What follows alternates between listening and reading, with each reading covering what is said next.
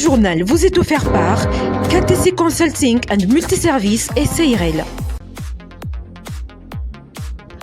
Bonsoir, bienvenue et merci d'être avec nous sur Finesse Monde Télévision. Ravi de vous retrouver pour le compte de ce journal dit portefeuille d'informations. Avant de poursuivre, veuillez vous abonner massivement pour ne rien rater de nos programmes. A tout de suite pour les grandes lignes de l'actualité.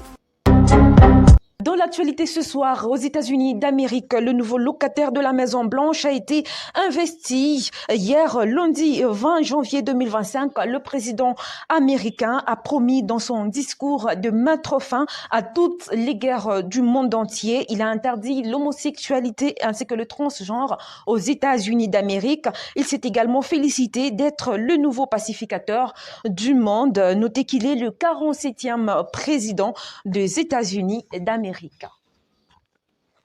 Toujours au sujet de l'investiture de Donald Trump, le président de la Russie, Vladimir Poutine, félicite le nouveau président américain et lui demande une paix durable en Ukraine. Le chef du Kremlin se dit être prêt à dialoguer avec Washington. Dans sa déclaration, il dit, je cite, « Nous sommes également ouverts au dialogue avec la nouvelle administration américaine sur le conflit ukrainien. Et s'agissant du règlement de la situation, je voudrais souligner que l'objectif ne doit pas être une brève trêve, mais une paix durable. »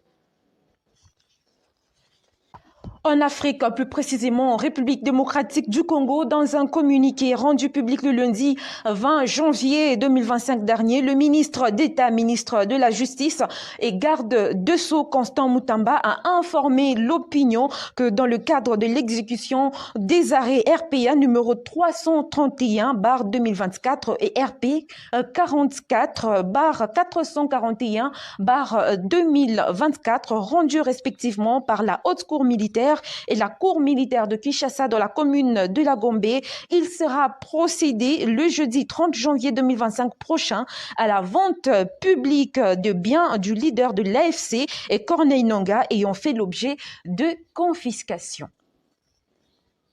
Toujours en République démocratique du Congo, plus précisément dans les Hauts-Katanga, le prix du transport en commun doublé suite à une nouvelle grève de pétroliers de Likasi et de Lubumbashi. La République démocratique du Congo est une nouvelle fois confrontée à une crise pétrolière qui paralyse cette partie du sud-est du pays, et c'est depuis le samedi 18 janvier dernier. Et pour finir, en Russie, à l'issue d'un processus de négociation, 25 soldats russes ont été rapatriés du territoire contrôlé par le régime de Kiev. En échange, 25 prisonniers de guerre des forces armées ukrainiennes ont été transférés à l'Ukraine, a indiqué le ministère russe de Défense dans un communiqué sur Telegram. Voilà qui met fin à ce journal dit portefeuille d'informations. Merci messieurs et dames de l'avoir suivi. Très bonne suite de programmes sur Finesse Monde Télévision. Surtout, abonnez-vous massivement.